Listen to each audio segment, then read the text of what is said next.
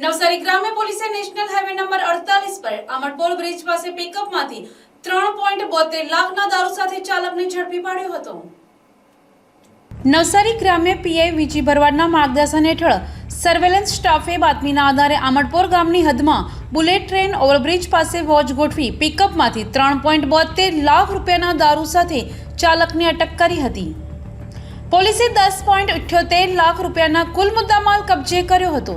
નવસારી ગ્રામ્ય પોલીસની ટીમને બાતમી મળી હતી કે દમણથી સુરત તરફ એક સફેદ રંગના બોલેરો પિકઅપ ટેમ્પો નંબર MH04MR3592માં વિદેશી દારૂનો જથ્થો જઈ રહ્યો છે।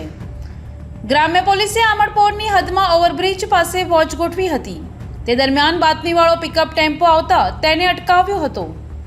પોલીસે પિકઅપમાં તપાસ કરતા તેમાંથી ભારતીય બનાવટની વિદેશી દારૂની વિસ્કી અને વોડકાની 2064 નંગ બોટલ જેની કિંમત 3.72 લાખ મળી આવી હતી। પોલીસે દારૂ સહિત પિકઅપ 7 લાખ, મોબાઈલ અને રોકડ રકમ મળી 10.78 લાખનો મુદ્દામાલ જપ્ત કર્યો હતો।